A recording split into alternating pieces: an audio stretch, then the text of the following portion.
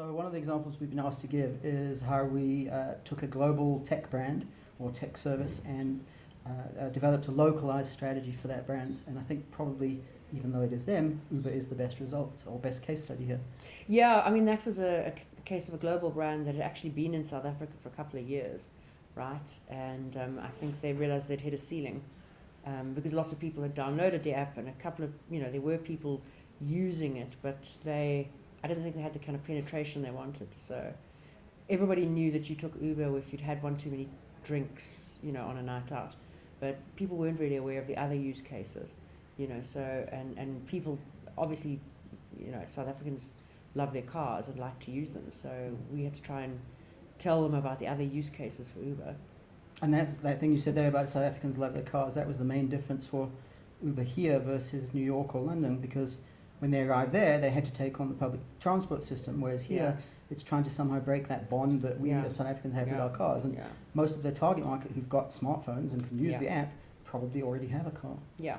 So it was just about giving more reasons to use Uber, presenting other use cases. Or what do they call it? Increasing average revenue per user, right? Yeah. Getting them to use Uber more by showing them what else Uber can be used for. And we had good results. Yeah, we did. I think the trick was in finding a human insight, right? Humanizing them. Because we had to find a way to get across quite a lot of rational information in one ad. So it was almost a laundry list of, if you're going to a concert and you don't want to try and find parking and wait to get out of the parking lot. But we had to find a device for that, and it was the breakup conversation, So the insight was South Africans love their cars, but sometimes you want to go out without the old ball and chain. And it was all about freedom. So the campaign was about the freedom, and we filmed people having awkward conversations with their cars, explaining why they weren't taking them out with them. Babes, I'm going to see Adele, and I'm not taking you with me. Adele the singer, it's a concert. Just trust me, it's not your scene, okay? Traffic is hell and the parking's a nightmare.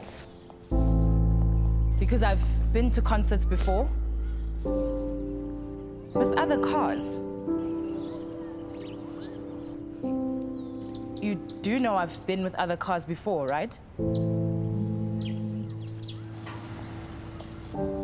I love you. Norma?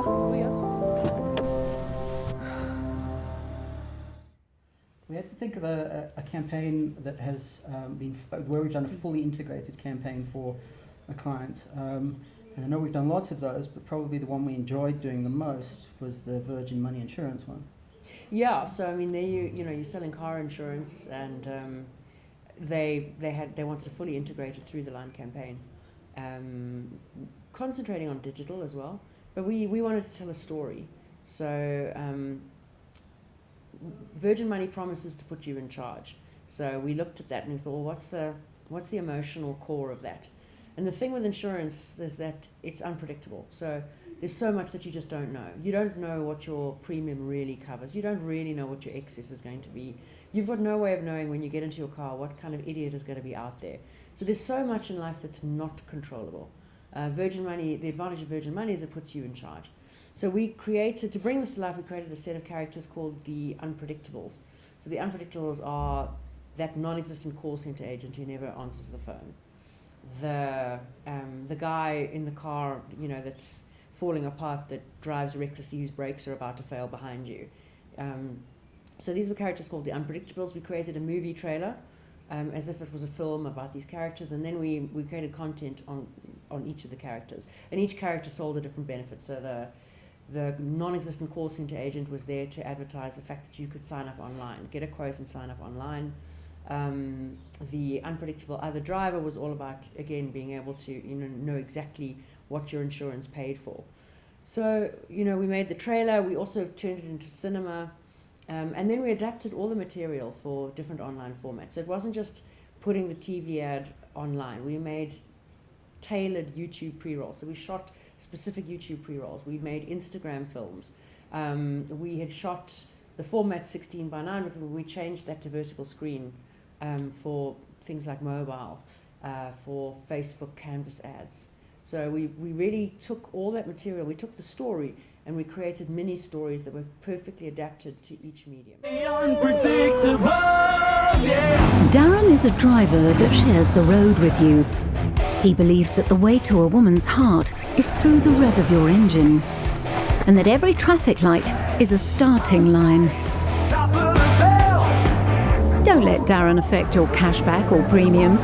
Switch to the insurer that won't penalise you if an accident's not your fault. SMS CAR to 31677, Virgin Money Insurance. This is a great example of an acquisition campaign. I think it was something that we did for Volvo, and I think we're really proud of this, right? Because we took kind of global toolkits and made something for our market without spending a lot of money that worked really, really successfully in driving acquisitions. Yeah, I think the reason I like this case so much is, one, because it did a good job in terms of getting leads, but two, it was quite an elegant, clever solution to a problem we constantly face with our international brands, where we've provided stock photography that we have to use. And in the case of Volvo, of course, the stock photography is going to be based in Sweden, and there's often going to be lots of snow. And when you try and flight that kind of ad in South Africa, it doesn't really land very well.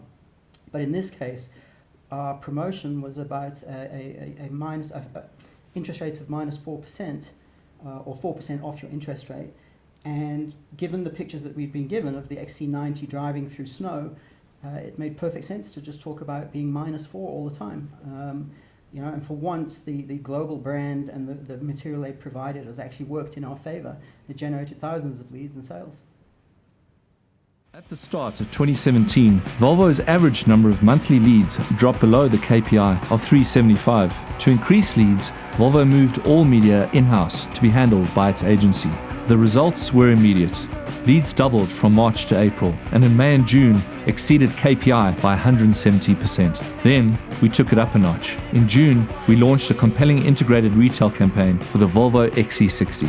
We ran A/B testing on 2 potential offers: prime -4% linked interest, prime -2% fixed interest. The prime -4 offer was overwhelmingly popular, so we concentrated our efforts on that.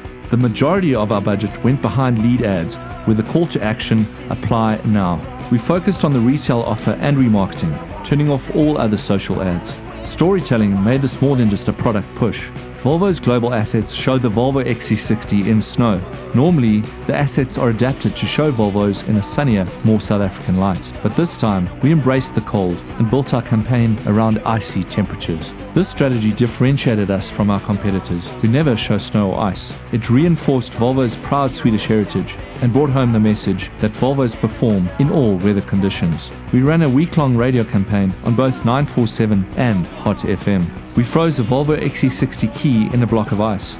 Our Iceman hacked away at the block, and every user who tweeted using #SubzeroVolvo before we broke through could win a cash prize. Users could also enter via SMS. Daily winners were entered into a draw to drive a Volvo XC60 for a month. In just 1 month, we generated a record 1,116 leads, which translated to a 741% increase. In August, we sold 80 Volvo XC60s, a 170% increase in sales, and achieved an ROI of 262%.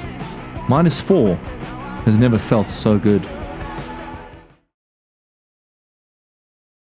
We were also asked to bring a recent example where Gray has worked successfully with a client to establish a long-term brand comms platform that then informs all the work we do.